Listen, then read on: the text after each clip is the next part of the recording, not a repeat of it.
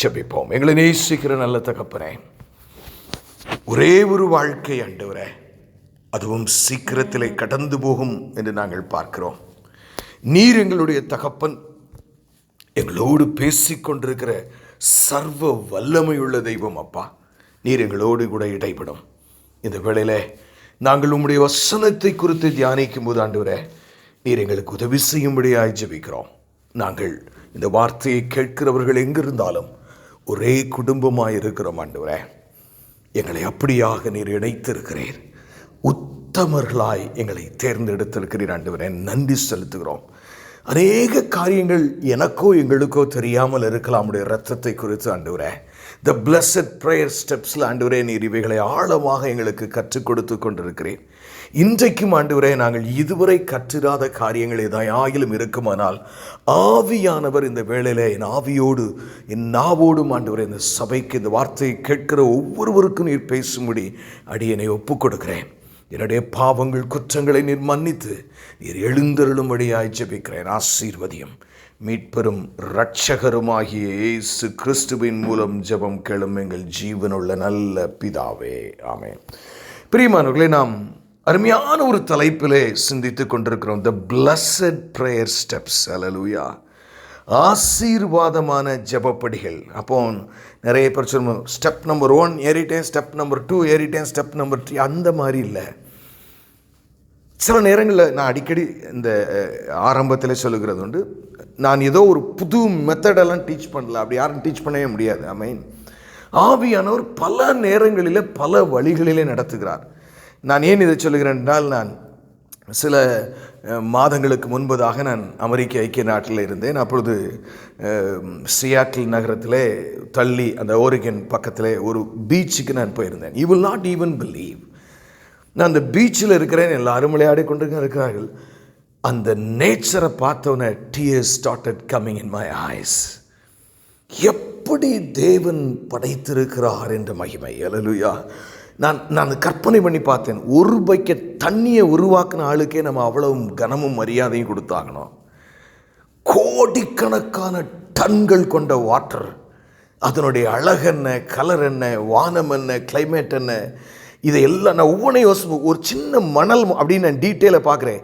இது ஏசப்பால் உண்டாக்கப்பட்டது. இதில் எத்தனை ஜனங்கள் இருக்கிறார்கள், அத்தனை இரத்தமும் அத்தனை சரீரமும் பார்க்கும்போது, that's a kind of a prayer. I was praising God and I was crying. So I don't put you into a box anyway. ஒரு பெட்டிக்குள் உங்களை போட நான் விரும்பவில்லை பிரியமான. ஆனால் நீங்கள் ஒரு காரியத்திற்காக, உங்கள் குடும்ப சமாதானத்திற்காக, ஒரு ஹீலிங்காக, ஒரு ஃபைனான்ஷியல் பிரேக் த்ரூக்காக, ஒரு பிசாசின் வல்லமையிலிருந்து நீங்கள் ஒருவேளை வெளியே வர வேண்டும் என்று இருக்கக்கூடுமானால், அந்த நேரங்களிலே நீங்கள் சில காரியங்களை முக்கியப்படுத்த வேண்டும் என்பதே இந்த செய்தியின் நோக்கம். காரணம், நாம் ஏதோ ஒரு சாதாரணமான ஒரு ஆளோடோ தெய்வத்தோடு நாம் பேசவில்லை.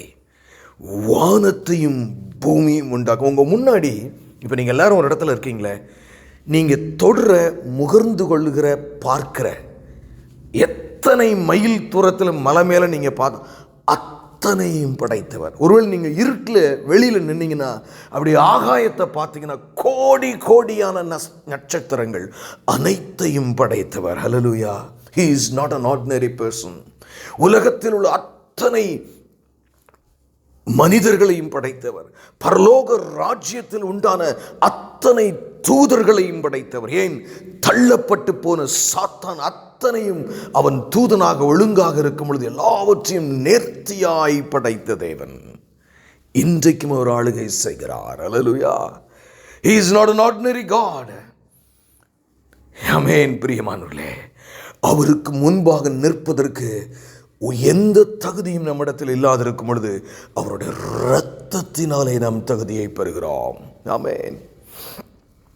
நம்ம எப்படி நம்ம தாழ்த்தி, நாம் பாவம் மன்னிப்பை சொல்லி, நாம் எப்படி அவருடைய இரக்கத்திற்காக கெஞ்சி, அவரை எல்லாவற்றிற்காக துதித்து, இப்பொழுது அவருடைய இரத்தத்தை நமக்கு எந்த இடத்துல பிரச்சனையால் தெளிக்க வேண்டும், அங்கே அவருடைய இரத்தத்தை வைக்க வேண்டும் விடுதலைக்காக என்று பார்த்து கொண்டிருக்கிறோம்.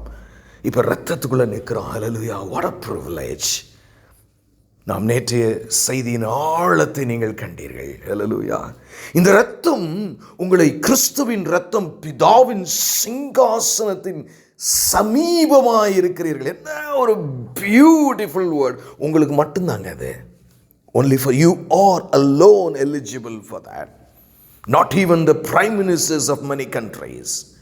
But those who accept Jesus Christ, they are eligible to stand before the Almighty God. What a privilege. நாம் பிரியமானவர்களே, ஆனால் நாம் அவர் பக்கத்தில் இருக்கிறத உணரணும்னா உத்தம இருதயம். ஹல்லேலூயா. எனக்குமே டபுள் மைண்டட்னஸ் இல்லையா, அந்த என்ன சொல்கிறாங்க, ஒரு 2 கேரக்டர் ஸ்பிளிட் பர்சனாலிட்டிம்பாங்க. அதுவே உலகம் வெறுக்கிற ஒன்று. கர்த்தருக்கு பிடிக்கவே பிடிக்காது.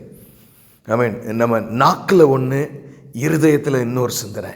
நம்முடைய முக்கியத்துவங்கள் ஒரு மாதிரி இருக்கும். நம்ம பேச்சு பார்த்திங்கன்னா இப்படி இந்த இதை இங்கே பேசினான்னு நம்ம சொல்லி முடிச்சு போவோம்.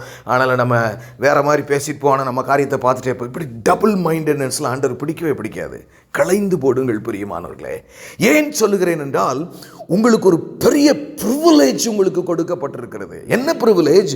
You are standing closer to God. அப்போனா ஹோல் மேன்கைண்ட் இஸ் வெயிட்டிங். அதாவது நல்லா தெரிஞ்சுக்கங்க, ஒரு நாட்டுக்கும் இன்னொரு நாட்டுக்கும் யுத்தம் நடக்கிறது என்று வைத்துக்கொள்வோம். அப்படி நாட்டுக்கும் யுத்தம் நடக்கிறது என்று சொல்லுவார்கள். நியூஸ் வரும், அழிவுகளை காட்டுவார்கள், யூடியூப்ல அது வரும், இது வரும். ஆனால் பார்த்தீங்கன்னா இந்த ஜனங்களும் அந்த ஜனங்களும் சண்டையே போட மாட்டாங்க. இவங்களாம் பயந்து ஒளிஞ்சுக்கிட்டு இருப்பாங்க. போர் சேவகர்கள் தான் யுத்தம். எனக்காக உயிர் திறக்கிற அந்த போர் சேவகர்கள் எங்கள் நாட்டை காப்பாற்றிவிட மாட்டார்களா என்று அந்த தேசத்தின் ஜனங்கள் அனைவரும் அந்த போர் சேவகர்கள் மேலே கவனமாயிருப்பார்கள். அவர்களுக்காக ஜெபித்து கொண்டிருப்பார்கள், உதவி செய்து கொண்டிருப்பார்கள். இன்றைக்கு உங்களை பார்க்கும்போது, நீ இயேசு கிறிஸ்துவனுடைய சிங்காசனத்து பக்கத்தில் இருந்து உலகத்திற்கும் மனுகுலத்திற்கும் உன் சொந்த குடும்பத்திற்கும் என்ன செய்தா என்று ஒரு சத்தம் உங்களுக்கு வருமானால், what will be your response?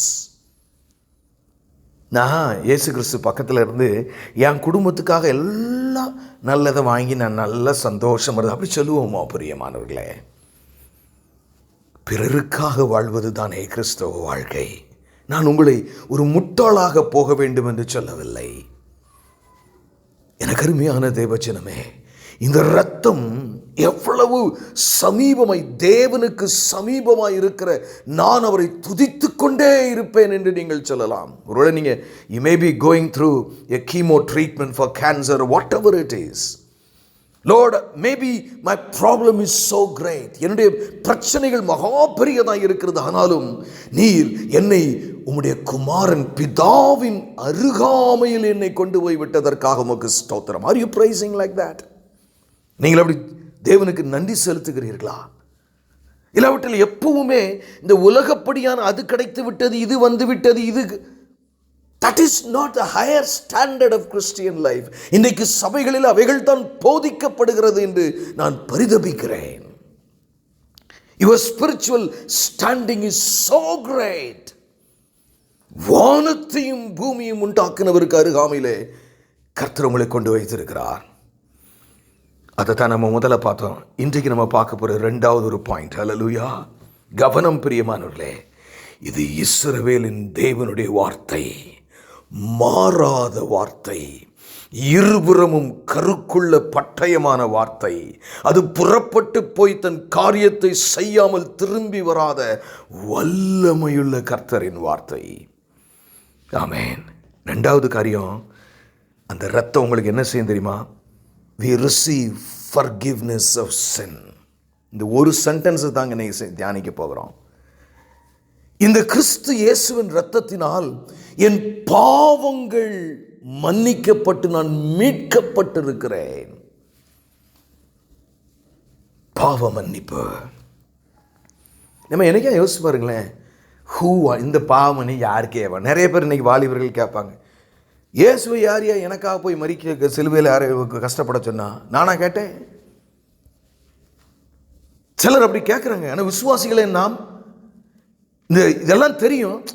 ஆனால் எப்பா இருக்கட்டும்ப்பா, அதெல்லாம் இயேசு கிறிஸ்துவின் ரத்தம் வெளியேறப்பட்டதானா எனக்கு என்ன கிடைக்கும்,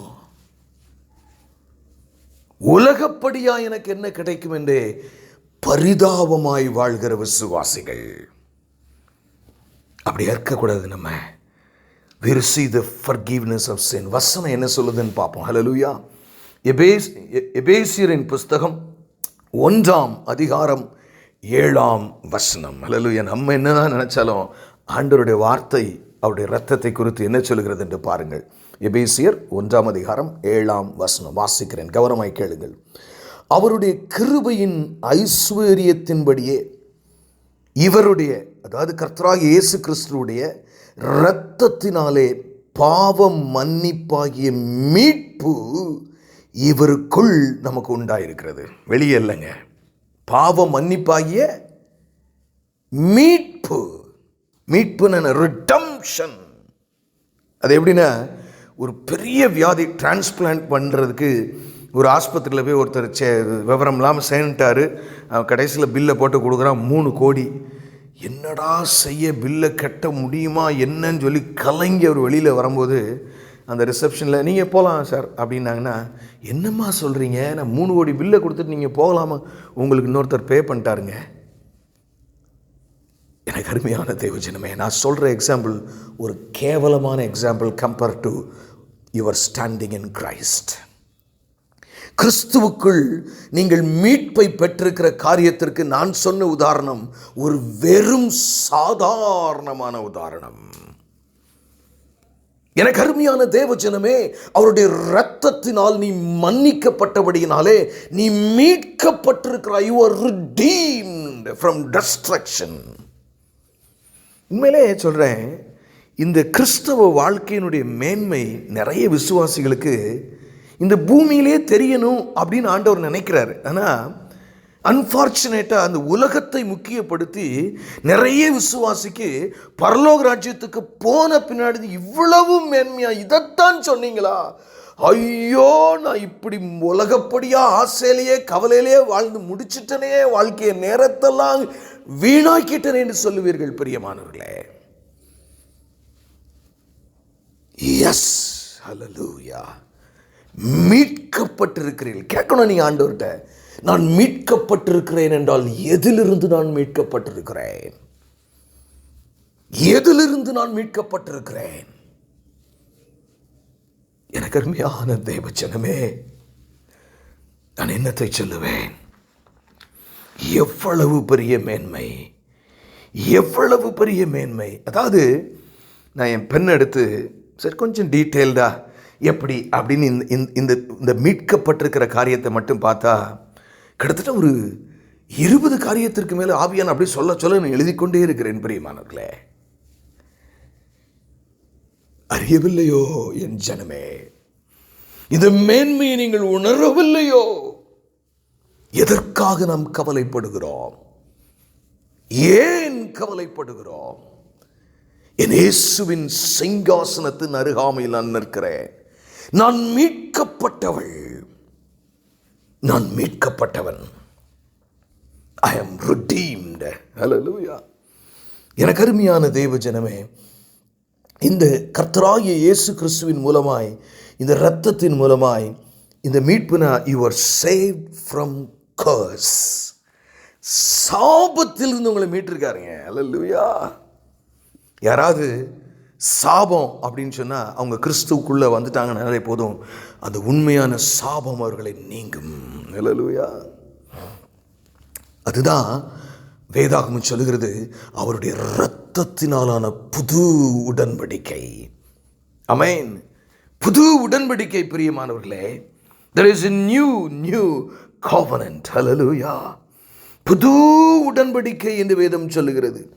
யூசுவலாக பார்த்தீங்கன்னா லேவியர் ஆகமத்தில் ஒரு நான் வசனத்தை வாசிக்கிறேன். ஏன்னா இந்த ரத்தம்னா என்னங்கிறதும் நீங்கள் கொஞ்சம் தெரிஞ்சுக்கிட்டா நல்லா இருக்கு.